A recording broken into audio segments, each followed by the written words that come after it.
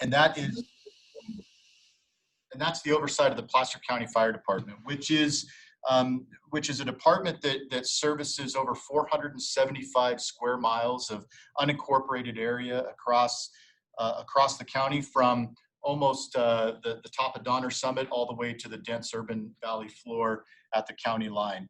You know, we service in excess of 55,000 people in Placer County, and last year we ran just shy of 10,000 calls for service. So we are a very active, all-risk, very dynamic fire department, operating the Central Hazardous Materials Response Team, our technical rescue team, which is extremely busy with medical, technical, and water rescues this time of year, and in a real proud cooperative effort with the Sheriff's Office, our tactical EMS team in support of their operations. So it's a very dynamic department, but at the end of the day, like all of our allied agencies in the county, we really could not do it without all of our other local fire department agencies and our law enforcement partners. You know, at the root of what we deal with in Placer County is at the target hazard of the threat of large damaging wildfires to our communities. And, you know, Placer County has a distinction of having more habitable structures in the unincorporated state responsibility area than any other county in the state of California. And that's because it's one of the most beautiful counties to live in, and people are drawn to our natural beauty and topography.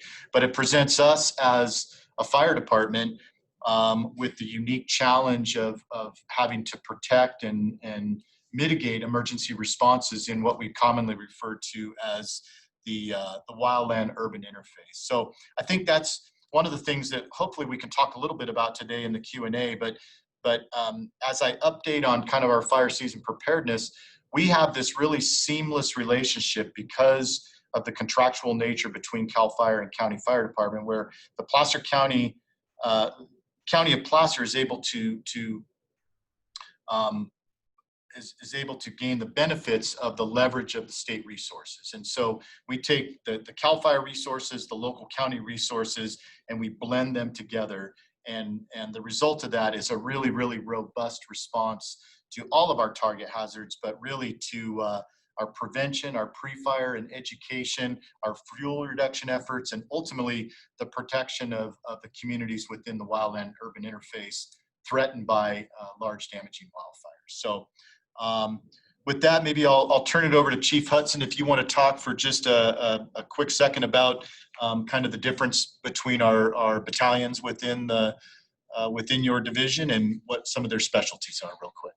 All right, wonderful. So, so like Chief said, we're 475 square miles, and going just from east to west as we come down the hill, we have our state stations, our CAL FIRE mission stations that the county accesses through a contractual agreement for fire protection. Those three stations are in Alta, Colfax, and the Bowman area. So state facilities, but they are operated like Placer County Fire Department facilities and apparatus, utilizing our folks through contractual agreement with the county. From moving down the hill on the east side too, we have Battalion 15, which we don't have a contractual Amador agreement over there for fire protection. We do have a CAL FIRE battalion chief and two stations, one being in the Truckee area, one being in the Carnelian Bay area that we access for state mission, but are available for mutual aid for all our east side cooperators. As we come over the hill, we have battalion, what we call 13, and that's two stations, Station 33 out of Alta and Station 30 out of the Colfax area. Between those two stations, in the wintertime, there are two engines there, and in the summertime, there's 4 engines between the two at each house, fire station for the citizens of Placer County to be able to access, whether it be county mission or state responsibility wildland fire protection. We move down to Station 10. And that is another Amador County Fire Station that is a state facility. It is operated year-round. In the summertime, we have 2 wildland engines there, what we call Type 3s. And in the wintertime, we operate a Placer County Fire Department Type 1 large pumper engine that has more of a municipal response. And also we have our station in Battalion 11 in Forest Hill, which is not Amador, but is available for mutual aid for any of our cooperators and supports the Placer County Fire Department mission via backfill, move up and cover, or mutual aid as needed. In North Auburn, we have what we call Battalion 18. We have 2 Placer County Fire Department stations. Those are county stations with county equipment, one being on Atwood Road and one being off in the over area off Wise Road. And out of Station 180, that's kind of our hub for the North Auburn area, or the what we call Battalion 18. You have 2 Type 1 engines, a ladder truck, and the rescue, what we call Rescue 180. There's 4 people on a day, and based on the dispatch, they decide which apparatus, or through our pre-arranged response plans, the appropriate resources to dispatch for the job with the appropriate equipment on that. At Station 182, we also have 2 people on there a day, and their primary mission is to respond the engine, but they do also have a breathing support, which fills our bottles on structure fires and keeps us able to work longer and being able to perform in the ideal age. And we also have a water tender there. And we're also in the process of really trying to get a robust volunteer company out of Station 182 to support and be able to drive the water tender and the breathing support. Down the valley, what we call Battalion 17, we have 3 stations, career staff stations. You have Station 70 on Wise Road, 2 people, 1 engine, and depending on the day of the week, it's a part-time advanced life support station with paramedics. And we have Station 77 next to Thunder Valley Casino in the Sunset Industrial area, or the Page area.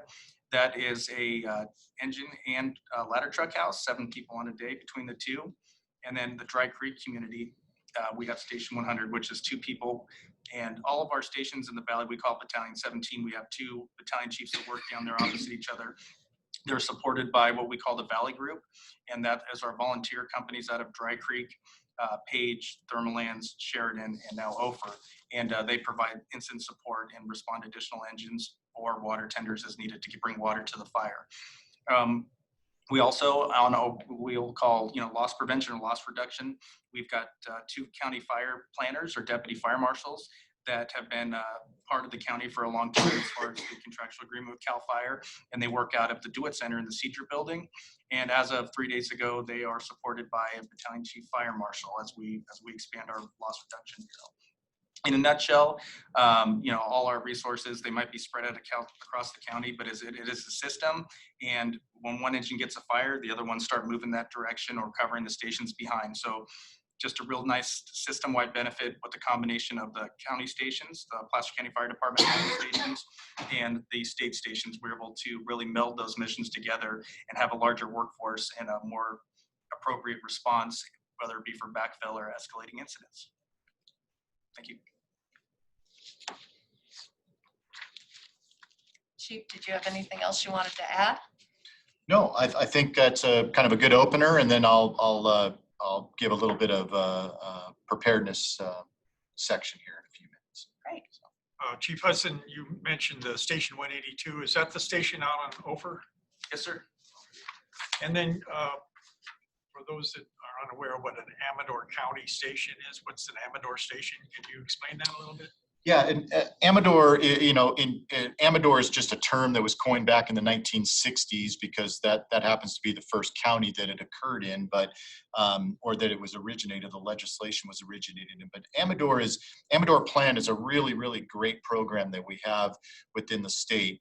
And essentially what it is where we already have a state fire station, and Chief Hudson mentioned, Alta, Colfax, and Bowman headquarters are 3 that we have here with the county, where we already have a state fire station in place that is fully staffed during the summer. It allows, when it overlaps with a local jurisdiction, in the case of the Interstate 80 corridor, it completely overlaps with Placer County Fire Department's jurisdiction. We, through that Amador agreement, the county can pay just a fraction of a cost of operating a fully staffed fire station, and then it's kind of a 75-25, if you will, or half and half, but it allows us to retain our state mission, and it allows the county to be able to access those fire stations for the county mission. you know, the full cooperative fire protection agreement and the contract we have a lot of cost saving mechanisms built into our system, but it is a full cost contract in places like Atwood and Ophir. But the Amador plant stations are just one of the most amazing cost effective deals. And we operate hundreds of them across the state of California for local entities. And one more question, which is the busiest fire station in Placer County Fire? Our busiest fire station in Placer County is Atwood Fire Station. I can't speak to the outside of the municipality of Roseville, but certainly widespread across Placer County, the busiest station is Station 180 in Atwood, including mutual aid. They're running in excess of 4,000 to 4,500 calls per year. Thank you. And I failed earlier to introduce Sarah Poindexter, who's at the end of the table down here. She's also she's a management analyst for Placer County. And Sarah, did you want to make any comments or add anything? Well, sure. I manage the CAL FIRE contract here with Placer County Fire, so I help with a lot of the administrative duties, help them get purchase equipment, and run fiscal forecasting. Things like that. Thank you, Sarah. And our partnership with CAL FIRE is outstanding. We benefit so greatly as residents of Placer County because of this incredible partnership. I know a lot of people want to know what they can do on their own properties to protect themselves and their families. So Chief, do you want to give a little more discussion on that? And again, if you have questions, I've got a couple comments I'm going to read, but please, if you have questions, type them in under that Q&A and we'll read them into the record and get those answered for you. Yes, thank you, Supervisor Gustafson. So maybe I'll jump right into a little bit of the preparedness that we're taking on for 2020. And before I do that, I'll kind of reflect on just very shortly on what 2019 looked like in the state and in Placer County. 2019 was not like the previous years of 2017 and 18 that were punctuated by some of those anomaly events like the Camp Fire. But we still had almost 8,000 wildland fires that burned on state responsibility area, which essentially means private land within a county. Statewide, almost 8,000. We had, almost 800 structures destroyed. And as we look right now, we are right at the doorstep of fire season, and we're seeing now our fires that are on the front page of the news and the newspapers we're starting to see the structures destroyed. And so you're starting to see the benefits of defensible space coming home to roost. And those who have done a great job, we're having great success in being able to protect those structures and that private property across the state. In areas where that's been a struggle, it's more difficult for us to protect those properties. CAL FIRE has, as a state agency, we've always maintained a really strong mission statement that we want to contain 95% of our initial attack fires at 10 acres or less. And in Placer County in 2019, we did that. We were successful in doing that 100%. That's something that I'm personally very, very proud of as the fire chief. But we could not have done that without our partnerships with our local government cooperators across the county. But in this day and age where defensible space and evacuations and living in the shadows of fires like the Camp Fire and the Carr Fire and the Valley Fire, I can't express how important that preparatory and education component is here in Placer County.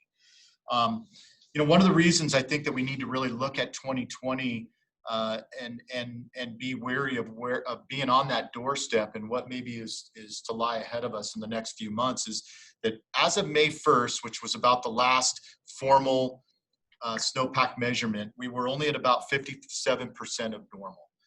Now we got some late season rains and we had some fairly, the reservoirs are looking fairly good, but we don't have that snowpack in the Sierra. And where that's going to affect us in Placer County is further down the road. As we get into the late summer and early fall months, that's where we are looking to see our biggest threats.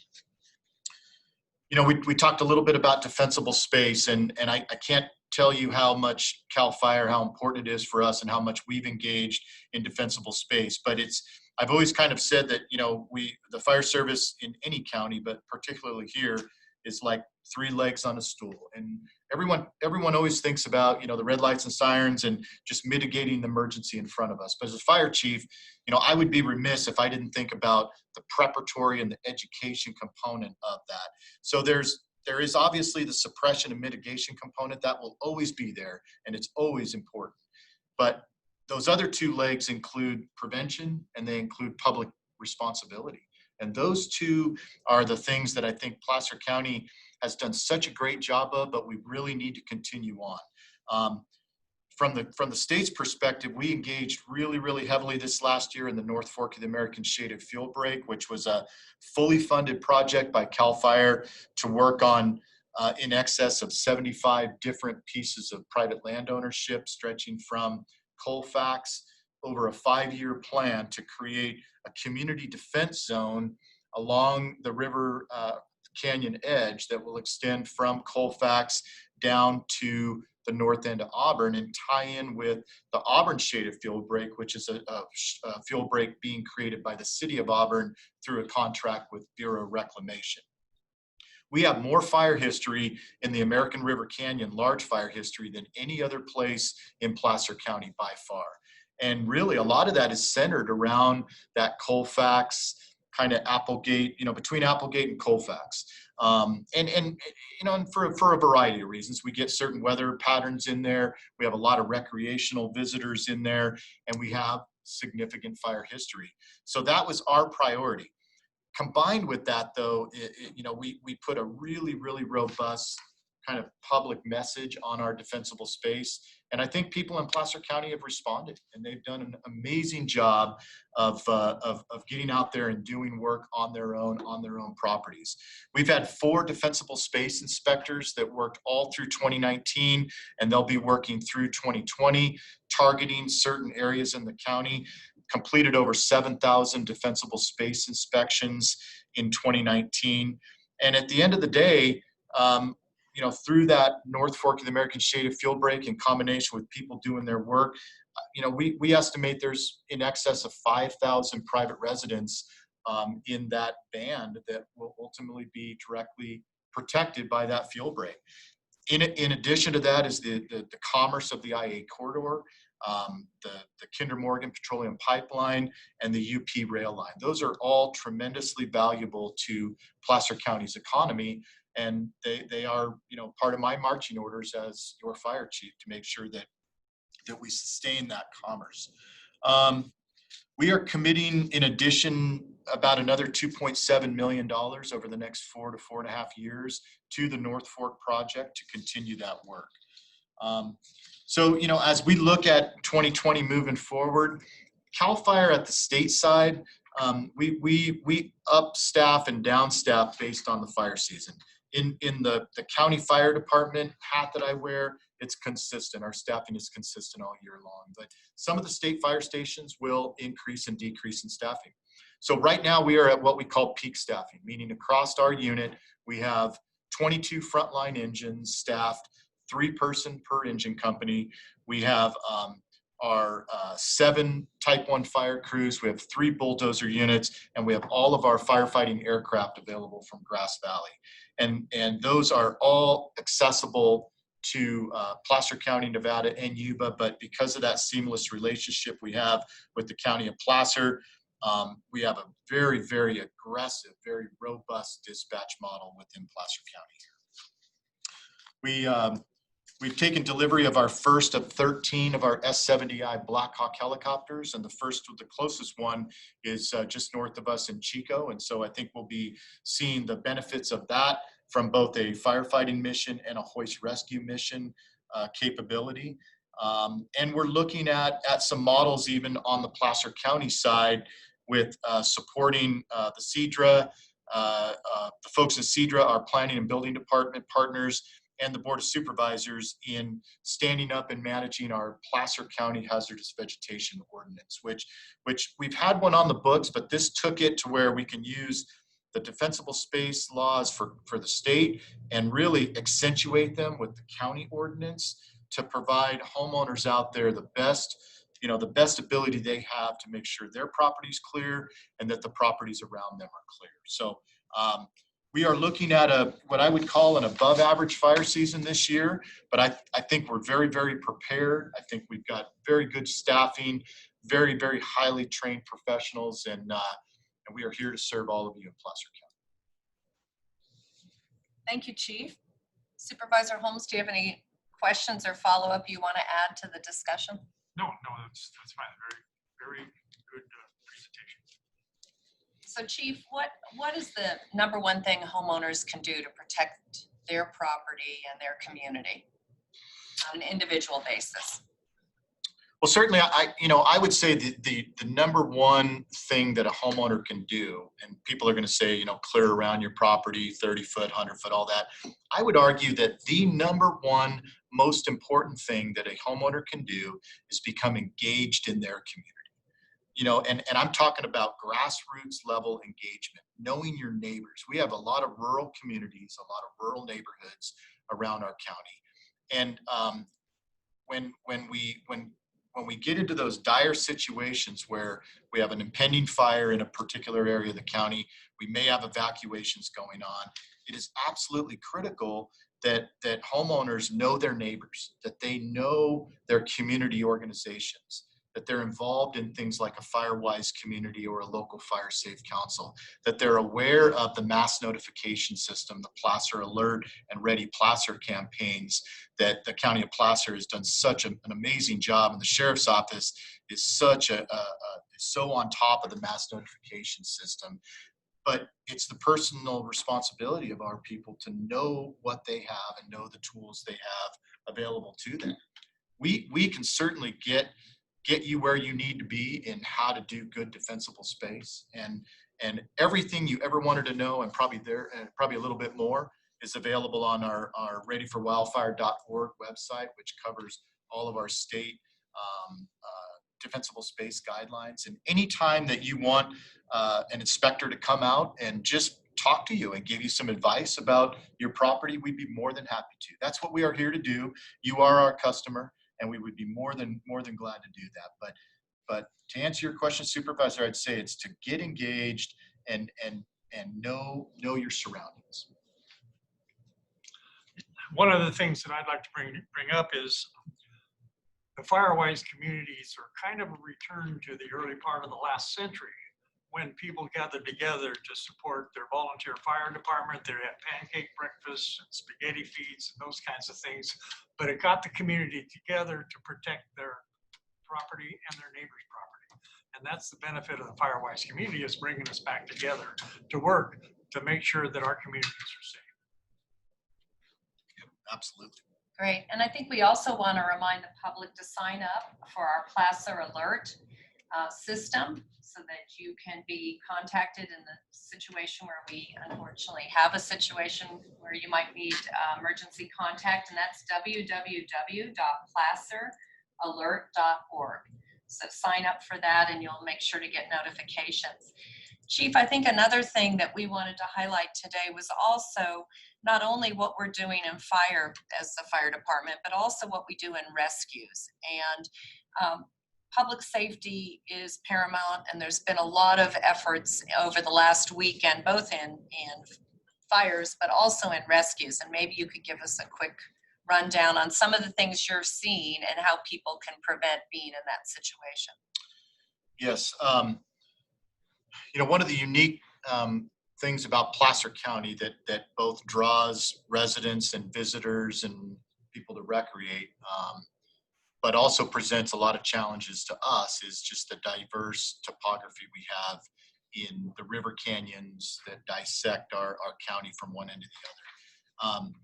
Our technical rescue team last year facilitated just under 100 technical and swiftwater rescues across Placer County.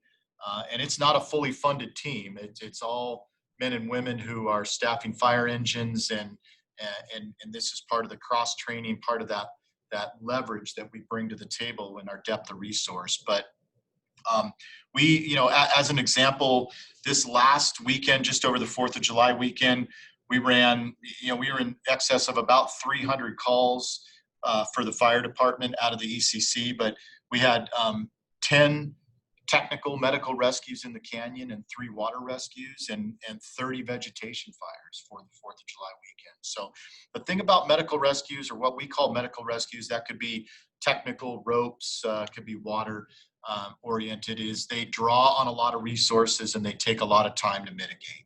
And a lot of those occur in very remote areas. We access our aviation assets, our partners with CHP and PCSO, but a lot of times they are very technical in nature and they take a long time and draw a lot of resources. But it's one of those target hazards that we have in the county, and it's a mission that we take very, very seriously. And it's one of my goals in the future is to look at ways that we can upstaff that and fund it accordingly, because it is a tremendous draw on the system on busy weekends. So what are some of the things people could do to prevent needing to call you? Yeah, so we have a couple of different areas of points of access, if you will, for heavy recreation. We've got Hidden Falls, we've got the Confluence, we've got the Middle Bar on all these forks. And really, I think number one is being prepared for what you're getting into. Being acclimated when you come up into some of these river canyons and it's 95 to 102 degrees and you're not acclimated to that, and by the time you're halfway through that hike, you are in the heat of the day and low humidities and high temperatures. That's where you're most susceptible. We get a lot of issues with dehydration, heat exhaustion, heat stroke, etc. And then because of that, sometimes we have short and long falls. Most of the rescues that we have are due to people that are hiking and they get beyond that threshold. So know your limitations, be prepared, make sure people know where you are, number one, make sure you have communication, cell phone, etc. Make sure that you hydrate before and you hydrate there. You can't just drink a bottle of water on your way up and then do a 5-mile hike in the Confluence. You have to hydrate, and then keep drinking all throughout the day. And then at the end of the day, when you're in the water, know that our rivers are very, very unforgiving. And you should only be in those waters, especially during high flow times of the year, if you're experienced and you know what is ahead of you. Great, thank you, Chief. Supervisor Holmes, did you have anything else? I do have a comment. I don't see questions, so we're hoping you will. There are a few? Okay, great. Well, I'm going to start with the one I have, which is a comment from Terry Rodriguez. He said, I'm the core team leader of the Sugar Pine Mountain Firewise community, and I want to thank Luana Dowling, Firewise coordinator, for her assistance in providing me the resources via the BIN program that enabled our Hill community to exact a higher percentage of increasing defensible space within our area more than in any year prior. Secondly, we thank the fire chief who worked on the new hazardous vegetation abatement ordinance that included what I requested, including private roads, definite required clearance parameters for clearance on the sides of private roads, and stronger penalties for non-compliance. Both motivated our community to increase defensible space measures. In addition, posting the link to the new ordinance allowed me to include that link in our community Firewise newsletter that made everyone in our community aware of what is required to protect our neighborhood, especially those new to our area who are not familiar with rural life. So thank you, Terry, and thanks to so many volunteers with our Firewise communities. Supervisor Holmes said, really is the grassroots effort. So apparently I'm not getting all the questions, so we're going to switch computers here and see what else. Oh, I see. Okay. Yes, I do have a number of other questions. Okay. I think I have them. Is there a difference this year in preparedness for the wildfire season because of the pandemic? As far as preparedness, no. We're not changing our preparedness levels, our staffing levels, our response criteria, or anything like that. No. Where we are taking some steps to look at the pandemic and the effects of it is if we were to have a large damaging fire in the county where we needed to set up, a base camp at, say, Gold Country or somewhere like that, and bring in firefighters from around the region, we are looking at taking some precautionary measures with how we brief people, how we feed people, how we are able to bed people down on those off shift times. And right now over in Santa Clara County, they just deployed one of our Type 1 incident management teams this morning to Gilroy to take command of the Cruz fire in Santa Clara County. So this is going to be the first litmus test on how they're dealing with a fire that's probably going to have 1,500 to 2,000 people assigned, and how they're going to deal with all those challenges. But I feel comfortable that we've got some good preparatory plans in place for that. That also deals with the evacuation component, and when we have evacuees, that is the Sheriff's Office jurisdictional authority, but the Sheriff's Office is working with OES, and they're going to look at some different options for housing evacuees versus maybe just the standard kind of Red Cross shelter or fairgrounds option. So we are looking at a couple of those. Great. Chief, over the years, we've used inmates from Placer County Jail. How has COVID-19 affected the ability to use inmates?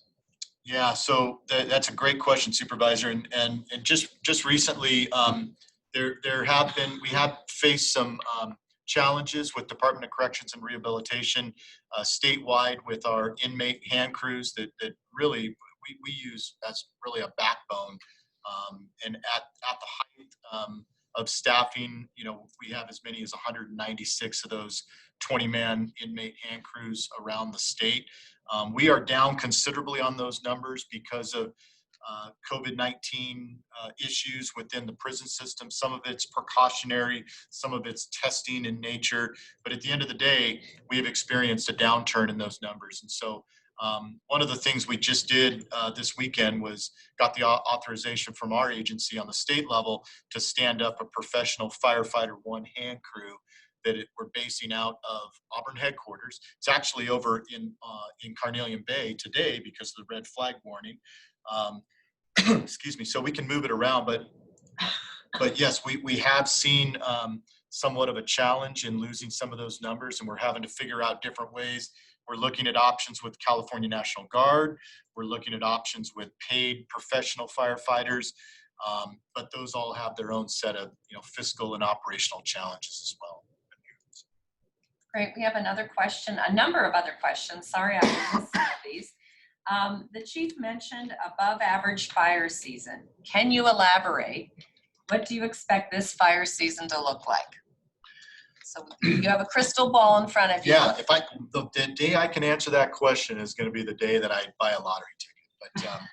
But I think going back to my statistic of 57% of snowpack on May 1st is probably one of the more objective criteria I can use.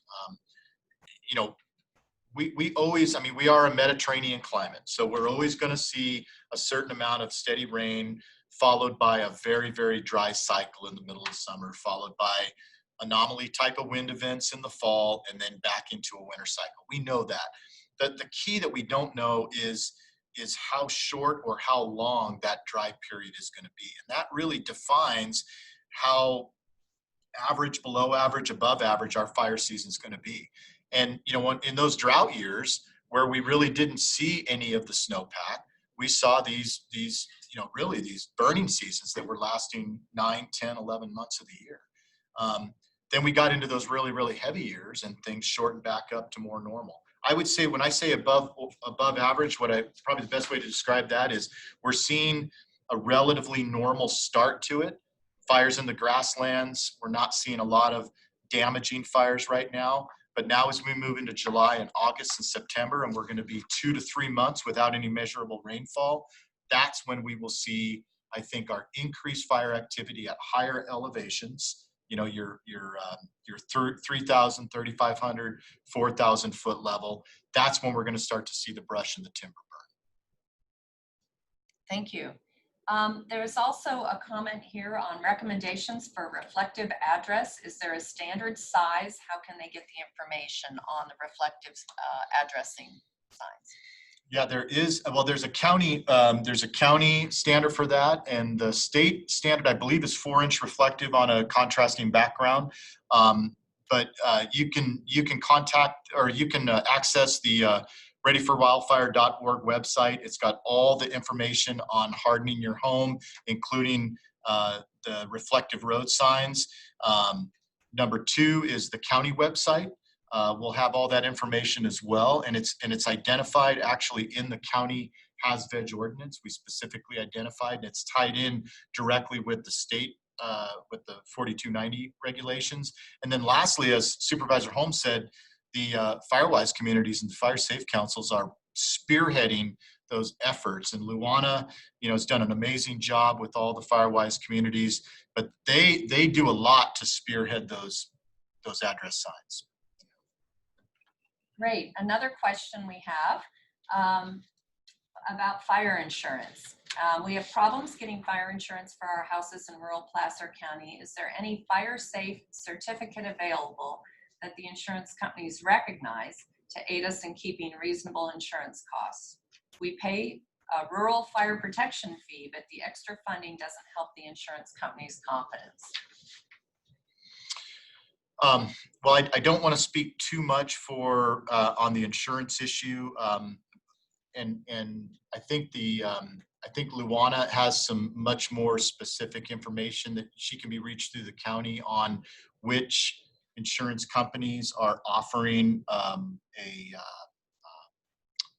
reduction in costs. I believe there's only 2 out there that are offering a 10% reduction if you have a certified Firewise community that you live in. But my best recommendation on that would be to contact Luana Dowling through Placer County and through the Firewise community to get those specifics. Okay, great. And I did want to mention that, I'm sorry, Well, I Supervisor just wanted Holmes. that statewide fire fee is in abatement. It's not in. Did she mention whoever asked? her Yes, question? the person mentioned it and didn't realize that they're not That's it. paying it any longer. Yeah, that hasn't been around for coming up on Right. 4 or 5 years now. So.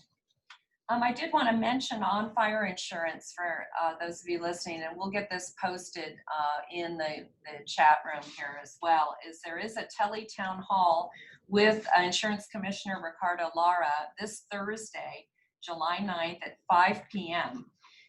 And if you go to their website, which we will post for you, you can ask questions, you can submit questions ahead of time, and then similar to this virtual town hall, they'll be asked to address those. And they do have insurance carriers as well as Insurance Commissioner Lara on that call. Again, it's Thursday, July 9th from 5 to 6 p.m. And we'll get that information posted here as well. I have another question from ABC 10. What was the monetary wildfire damage from 2019? That's one you might have to look. Yeah, I can look that up. We actually have we have that figure, and I can certainly look that up if you want to. Go on to some others. Yeah, I mean, what I can tell you is that there was 258,000 acres burned in 2019. Over 700 structures were destroyed, and you can contact CAL FIRE at the state level. We can certainly get those dollars figured for you. Thank you, Chief. We did have a question on getting the URL for the Firewise site posted, so we'll get that into the chat room here. We have a couple of staff members helping us answer some of these questions as well. Are there any updates on evacuation procedures for communities? Yeah, actually, we've been doing some great work with evacuation planning. It's a very common question that we get is in community X, tell me where to evacuate, and people want to know specific roads and specific areas. But I will tell you that we never really know how an evacuation is going to play out until we are at scene of the fire. because it's really dependent on which way the fire is burning. So with that, we have entered into an agreement with County OES and PCSO to develop evacuation pre-plans. And our first one we just completed for generally kind of the Colfax, kind of Alta, Colfax, Dutch Flat, down through about Applegate area. And it gives us some tools to look at pre-existing fire history, main evacuation routes, water sources, et cetera, et cetera. And so with that, it allows us to be able to make informed decisions with the sheriff's office so they can get that mass notification system out. But the biggest thing for all of you to know when it comes to evacuations is leave early and leave often. Do not wait.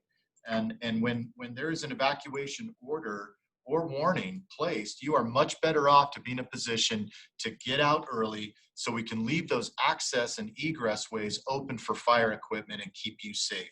You know, in my experience across the state and working in Southern California, we unfortunately had many situations where you know, the public got into the worst situations in their cars on roadways because they waited too long to get out.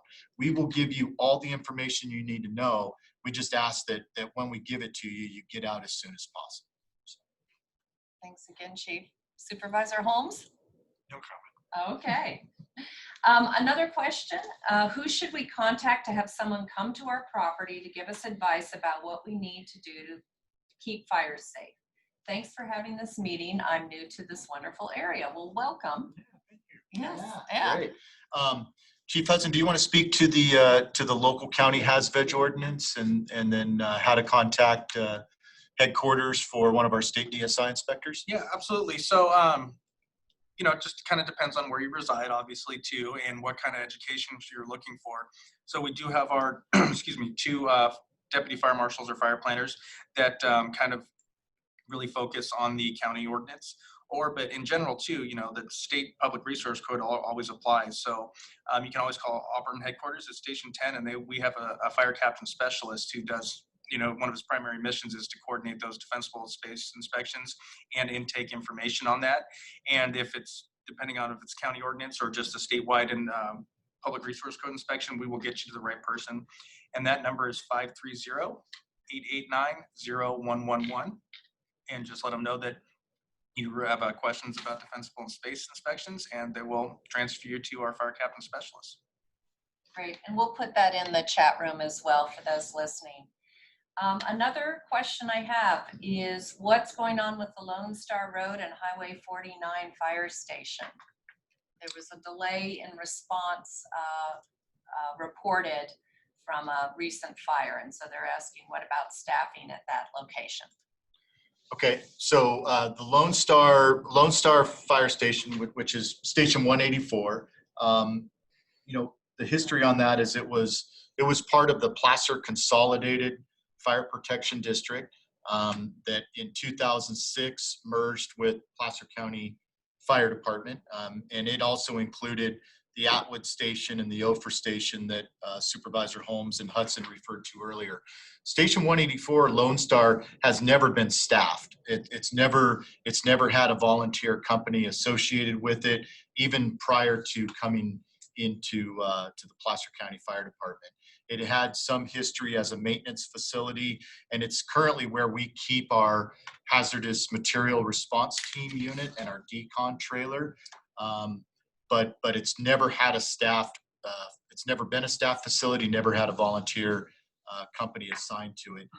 That area is serviced by, again, if you look at that kind of depth of resource that CAL FIRE and the relationship with County Fire brings, if we have a fire out in that area, we're going to draw not only on North Auburn, 180 and Ophir, but we're also going to draw on Bowman Station 10, and we'll also reach in just over the county line to Higgins Corner, where we have a station right at the corner there at 49, and they always respond with 2 engines right down into to that Lone Star area. And then of course we have automatic and mutual aid with all our partners around the county, so we can draw on our partners, you know, for any any of those areas. And if there was ever an assumed or perceived delay in response, I take those things very, very serious, and would love to hear the details on that. We can get to the bottom of that and find out if that was the case. Okay, so I'll send that question to you. Absolutely. Yeah, Yep, and you yep. can respond. Let me just give a little history of that, since I was on the Placer Consolidated Fire District Board in those years. We had a property owner, the Farina family, that donated that property to for a fire station there. It was built by volunteers. People from the Christian Valley area were very concerned about not having enough resources out there for them. But again, it was built. We did have a caretaker there for a while, many years ago, but it just never was fully staffed. So that's where it stands now. Great. Thanks, Supervisor Holmes. I know that from Placer County's perspective, between the work we've done in the shaded fuel break, as well as the French Meadows area, which covers about 22,000 acres of public land, as well as dedicating funds from the Middle Fork project to funding for fuel reductions. The county is doing a lot there. And we've also increased our budget this year for a fire marshal, as well as staffing for the house vegetation order. So we're continuing to invest more and more money to help address these issues. And Supervisor Holmes and myself have been very involved in advocating with our insurance commissioner and hosting a town hall last year and continuing to push forward because we do have extraordinarily high fire insurance rates in our community, and anything we can do from the county to assist people in getting fuel reductions, getting our risk factors down so that potentially those rates can come down is really important to the county here as well. I know we have about 5 more minutes, and so I'm just checking to see if there's last minute questions. I have another one about inmate hand crews being considerably down. The normal amount that you mentioned, Chief, was 196 20-man crews. What will those crews look like this year? Do you know the numbers? Yeah, I think as of this morning, I believe statewide, we were down, 49 crews across the state. For us locally here, we have one inmate camp at Washington Ridge in Nevada County, just north of Nevada City.